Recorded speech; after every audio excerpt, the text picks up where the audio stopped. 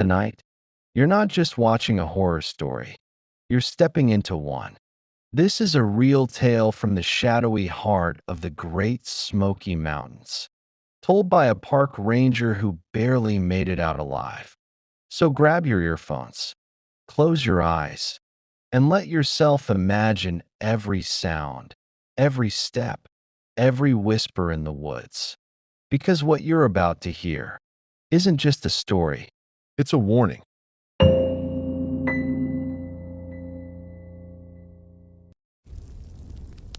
My name is James Whitaker, and I've been a U.S. Park Ranger for over 12 years, 8 of them stationed at Yosemite. You hear all kinds of things up here. People getting lost, strange noises in the woods, animals behaving oddly. Most of the time, there's a rational explanation.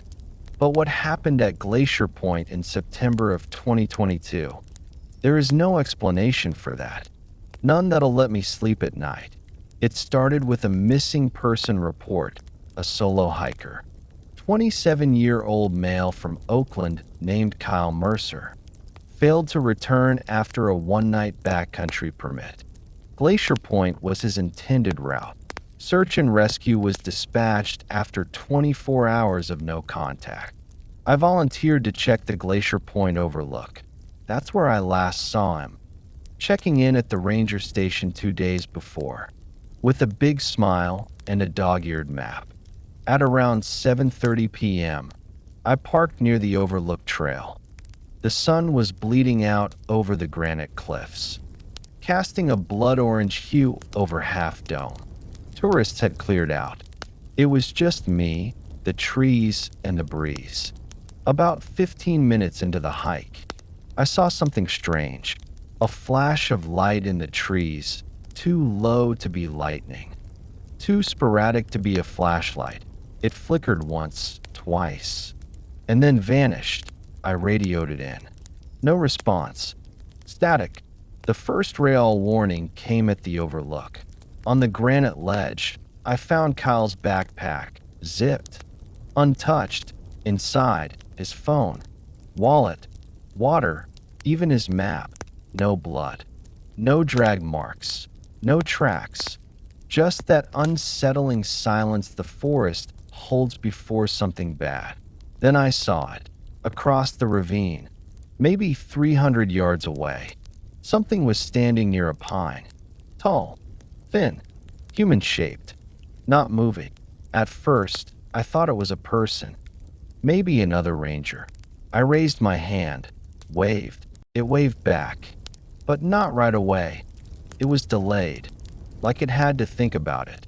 Its arm moved too far, like it didn't know what the motion meant. I shouted, "This is Ranger Whitaker. Are you okay?" It didn't answer. Instead, it stepped back into the tree line without turning, like it floated backward. I hurried back to the station to report what I saw. When I got there, the radio worked perfectly. I told my supervisor what I'd seen, and he chalked it up to stress or maybe just a stranded hiker. Still, protocol said we'd send a second team up in the morning. That night, I couldn't sleep. I listened to Kyle's emergency contact, his mom, leave voicemail after voicemail, asking if we found him yet. She sounded so hopeful. I felt sick. At 2:16 a.m., the station phone rang. No one ever calls the station that late unless it's an emergency. I picked up. Static. Then, a voice. He waved back. Click.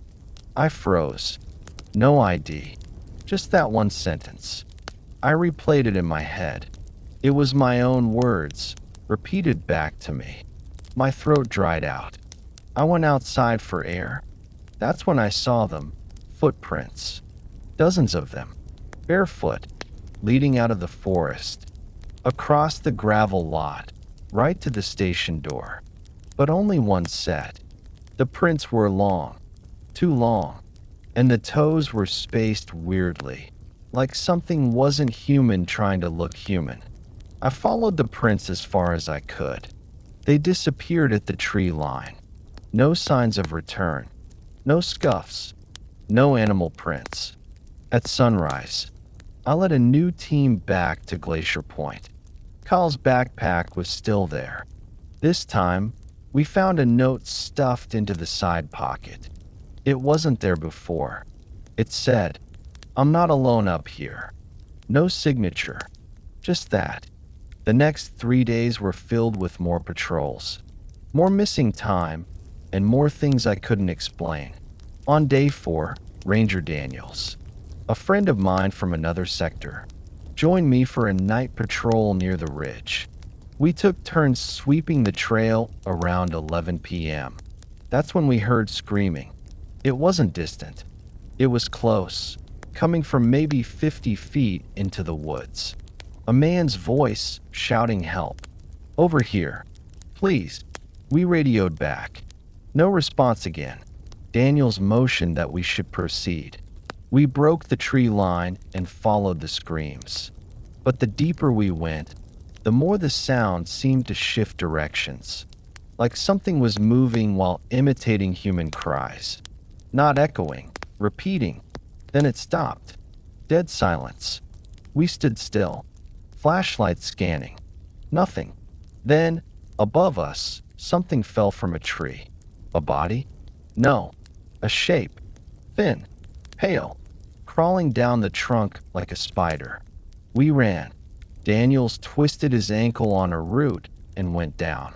I turned to help and saw the thing pass behind him. Fast. Crawling low. Impossibly fast. We didn't stop until we got to the service road. I swear, Daniels didn't believe in the paranormal until that night. Now he won't talk about it. Transferred out 2 weeks later. Quiet resignation. I filed all my reports. Most were inconclusive. That's Ranger speak for we don't know what the hell happened. Kyle Mercer was never found. Officially, he's listed as presumed deceased. But I know better. After that last patrol, I went back to Glacier Point one final time. I had to know. It was early morning, fog hanging low, the point empty. I approached the spot where Kyle's bag was found. The granite looked the same. Still, silent. Then, the light appeared again. Same flicker. Only this time, I didn't follow it. I just waited. And slowly, something stepped from behind a tree across the ravine. It was wearing my face. I don't mean similar. I mean exact. Uniform and all. Same hat. Same stance. It looked at me, raised its hand, waved, and then it smiled, something I knew I wasn't doing. I backed away. Didn't run. Just backed away until the thing was hidden again by trees and fog. I resigned the next day. If you're hearing this, you're either another ranger or someone who stumbled too far off trail. Don't follow the lights. Don't answer screams that echo wrong. And if something waves at you from across the trees, don't wave back. My name is Stephen Brooks. I served as a full-time ranger at Red River Gorge, Kentucky, for 6 years. It's a strange place, beautiful, ancient, but with a shadow most visitors don't see. The cliffs are steep, the caves are deep, and if you stay quiet long enough, you'll swear the forest talks. This story begins in October of 2021. A young couple, Chris and Madison, went missing after camping near Sky Bridge, one of our most scenic but isolated spots. No cell signal, just a narrow natural arch carved into sandstone with sheer drops on both sides. I was sent to check their last known location. I hiked out early evening, gear loaded, radio on. The site was about 3 miles off trail, illegal but not uncommon. When I arrived, their tent was still there. Cold fire pit, 2 sleeping bags, both zipped and empty. No blood, no torn fabric, No sign of a struggle. Just a hole, about 4 feet wide, tucked behind a fallen log. It hadn't been there last week. The ground around it was disturbed, like it had caved in or been dug out. I leaned over with my flashlight, and I heard something. A voice, very faint, echoing. "Help us." It was Madison's voice. I knew it from the voicemail she left her mother. I played it back to compare. It was identical, but the voice was wrong. Hollow, like it wasn't coming from a human throat. I radioed it in. No response, just static and a brief second of what sounded like breathing on the line. I stepped back from the hole. The soil around it shifted, and I swear something inside said, "He hears us." I marked the site and got the hell out. But I didn't make it far before I realized I wasn't alone anymore. The next morning, I returned with another ranger, Daniel, a skeptic. He was the "there's always a logical explanation" type. We found the hole again, but now it was gone, covered in leaves and rocks like it had been sealed up overnight. Daniel thought I was seeing things. He laughed it off until he found Madison's backpack hanging from a tree branch, about 15 feet off the ground. There were deep scratches on the bark under it, like claws. Not a bear. Too narrow. Too deliberate. Inside the pack was a field notebook. Last entry. Voices coming from below us. Chris thinks it's the wind. I think it's something older. Daniel finally got quiet. We hiked back down and ran into a couple hikers on the trail. One, an old man with a walking stick, looked at my badge and asked, "Did you find them?" I told him not yet. He said, "They're under the rock. The old places. That's where they always go. They never come back whole." Before I could ask more, he turned and walked off the trail into the woods. No shoes, no gear, no map. We tried following. Gone. No footprints. Just the wind picking up. That night, I couldn't sleep. The trees outside my ranger cabin were moving without wind. And from under the floorboards, I swear I heard something. Scratching. I convinced search and rescue to launch a formal cave team into the area near Skybridge. There are hundreds of undocumented caves in the gorge. Sinkholes, too. Some so deep they mess with compasses and GPS. I went in with them. We brought ropes, scanners, and ground-penetrating radar. We found a vertical shaft, about 60 feet deep, and descended into it. The deeper we went, the quieter it got. No birds, no echo. At the bottom was a tunnel. Natural, but wrong. The walls were too smooth, like something wore them down over time. In the dark, our lights flickered. Then one guy screamed. Something had grabbed his ankle. He swore it was a hand. I saw the bruise later. 4 fingers. One too long. We kept moving, terrified but committed. We found bones. Human. Scattered. Gnawed. We also found Chris's phone smashed. Battery removed, but with a note etched into the case. It talks like her. Don't follow it. Suddenly, behind us, we heard Madison's voice. "Stephen, help me." But I knew she'd never met me. And the voice came from every direction at once. We ran. After that day, I requested transfer. Denied. Budget cuts. So I stayed. Every few nights, I'd hear tapping on the station window. One time, I checked the outdoor cam. There was no one there, but the mic picked up a woman's whisper. "You're next." I started digging into park history. Turns out, Red River Gorge was used by indigenous tribes as a spiritual boundary. They believed some places weren't meant to be crossed. They spoke of voices that mimic and hollow men from beneath the cliffs. The caves were entrances, they said, not to hell, but to a place older than memory where things wait, waiting for sound, waiting for life. Then came the final straw. Late one night, I was closing up the station. I heard knocking, slow, heavy, not like a person. I opened the door, and there stood Chris, dirty, pale, shaking, but smiling. Behind him, in the trees, something was moving on all fours. I pulled him in, shut the door. "What happened?" I asked. He looked me dead in the eye and said, "I don't know how long I've been down there, but I'm not the one who got out." And he began peeling off his face like it was a mask.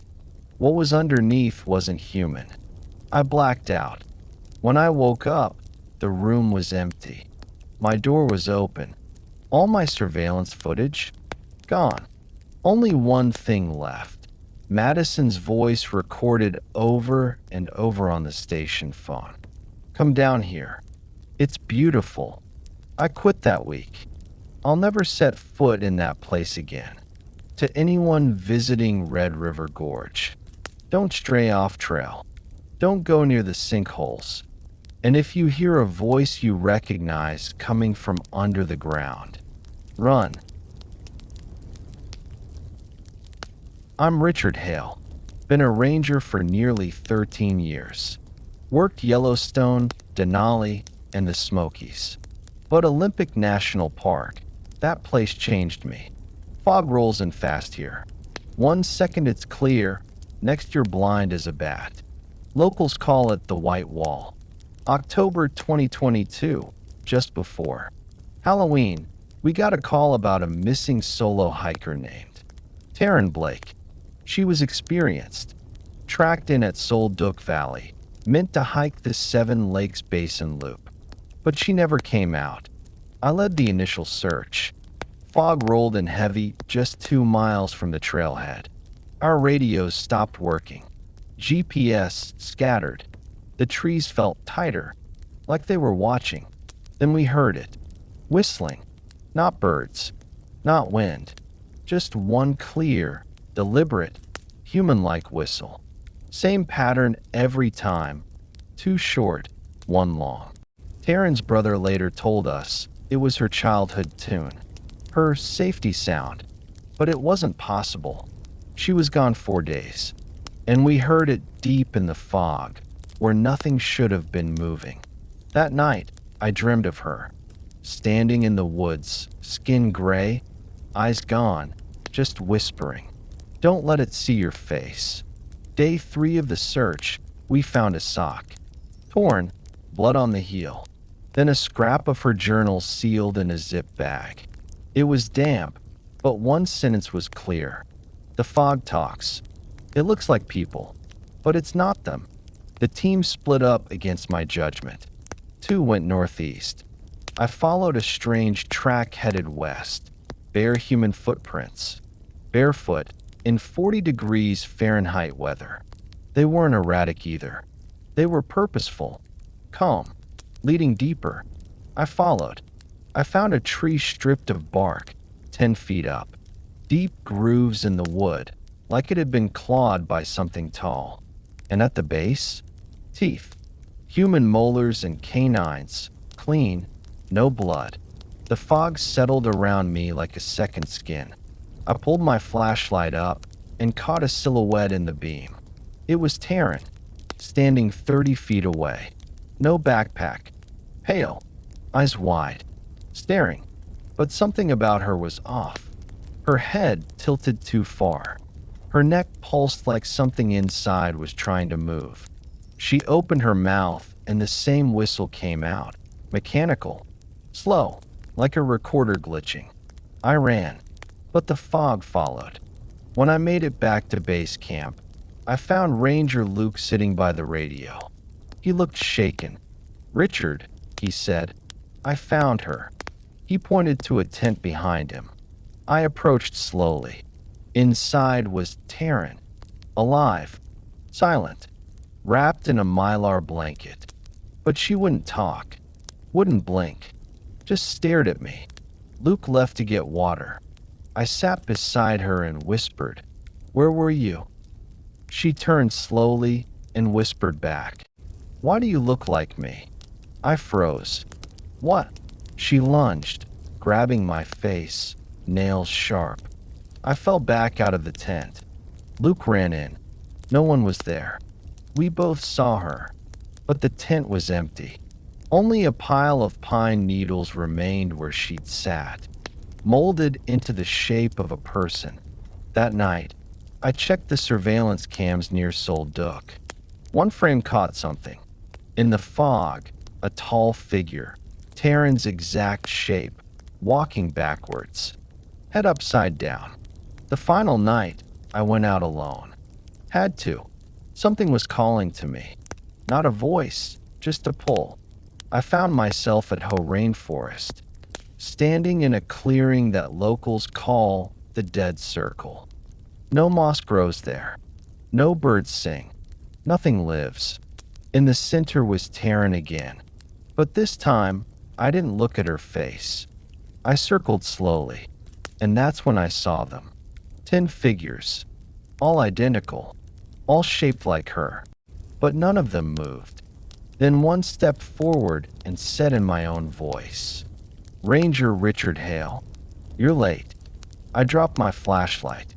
The figures melted into the fog, and the forest screamed, not in volume, but in pure wrongness. Every tree creaked in unison. My ears rang. My skin burned like ice. I blacked out. Woke up back in the ranger station with a note pinned to my vest, written in red dirt. "We let you leave. You saw our face. You're part of us now." I transferred 6 weeks later. Can't sleep. Fog creeps through my windows, even in town. And I keep hearing that whistle. 2 short, 1 long. People go missing in Olympic every year. But not all of them are taken. Some come back, and they're not alone. My name is Daniel Cross, a park ranger stationed in the Great Smoky Mountains National Park, near the North Carolina border. The first time I saw the lights, I thought I was losing it. It was October 2021. D just had 3 campers vanish from an area called Rattlesnake Ridge, a remote, steep stretch of backcountry that's closed in the winter. But someone cut the lock on the access gate. They were experienced hikers, friends. All 3 vanished without a trace. I was sent up with a trainee, Morgan Sykes. We hiked into the ridge under a gray sky, fog thick around the pines. An hour in, we found something strange, a tent. Still pitched, but slashed from the inside. No blood, no gear, just the tent and a broken compass. Then came the lights, floating just beyond the trees, greenish orbs, pulsing like a heartbeat. They moved together, dipped behind trees, rose above the brush. Too low for drones, too quiet for anything man-made. Morgan reached for one. It moved closer and whispered. I swear to you, it whispered her name. She screamed, tripped, and ran. I followed, and the lights followed us. We made it back to the ranger outpost by dusk. Morgan wouldn't speak, just sat shaking, muttering. It knew my name. That night, I looked through old incident reports. Turns out, this wasn't the first time. Since 1978, at least 9 hikers have gone missing on Rattlesnake Ridge. Most were alone. A few were found dead days later with eyes missing and burn marks on their palms, as if they'd touched something scalding. One ranger named Evan Hart went missing in 1983. The strange thing? His final radio call, recorded and archived, sounded eerily like Morgan's. He said, "They float, they hum, and they burn when you get close. Don't follow the lights." I took Morgan off duty and went back out alone. Call it stupid or stubborn. I had to know. Midway up the trail, I found something that stopped me cold. A wooden post with a park ranger's hat. Nailed to it, weathered, faded, and carved into the wood, heart. Around the post were piles of blackened pine cones, humming softly. The lights were above me again, and then I saw a body hanging upside down from a tree. 15 feet up, still, rotting, eyes glowing green. I ran, but Rattlesnake Ridge doesn't let you leave so easily. My GPS spun. My compass didn't work. The trail curved back onto itself like a Mobius strip. Every time I stopped, I could hear footsteps behind me, matching mine, just a half-second late. Then came the voices, dozens of them, whispering from the trees, each one different. Children, elderly, rangers, hikers. One sounded like Morgan, another like my father, who's been dead 5 years. All of them said the same phrase. "Keep walking, Daniel. Follow the lights." The green orbs reappeared, now in a line, like they were guiding me. I tried to turn back, but every path behind me was gone. Just trees, wall-to-wall trees, and no trail. Then, ahead, a cave mouth covered in vines. The lights floated inside. I felt something grab my shoulder, but when I turned, nothing was there. Just footprints in the mud behind me. Mine, and another set, barefoot, bleeding. The cave was cold, damp, ancient. I followed the lights down the slope inside. They pulsed faster the deeper I went. The walls were carved with symbols, spirals, eyes, and runes that looked like maps. Then I entered the chamber. Dozens of figures stood in the dark. Not statues, not corpses, just people, frozen, still. Some I recognized from old ranger bulletins. Hikers who went missing. Their skin was gray, eyes empty, hands glowing faint green from burns in their palms. In the center, a pedestal. On it, a heart still beating. Not human, too large, with 4 valves and tiny green lights pulsing inside. I stepped forward and the whispers screamed, "Take it, Daniel. Join us." A silhouette emerged behind the pedestal, wearing a ranger uniform from the 1980s. His face was pale, hollow. His badge said, "Heart." "I never left," he said. "Now neither will you." I ran, crawled up and out of the cave, not looking back. The lights didn't chase me, but the whispers stayed in my head. I requested reassignment a week later. Morgan quit the service entirely. The ridge is now listed as unstable terrain, closed indefinitely. No one patrols it. No one is allowed near. But every October, campers report seeing green lights on the horizon. And I still hear the whispers sometimes, especially when I'm near trees. If you hike the Smokies and see those lights, don't follow, don't speak, and whatever you do, don't listen.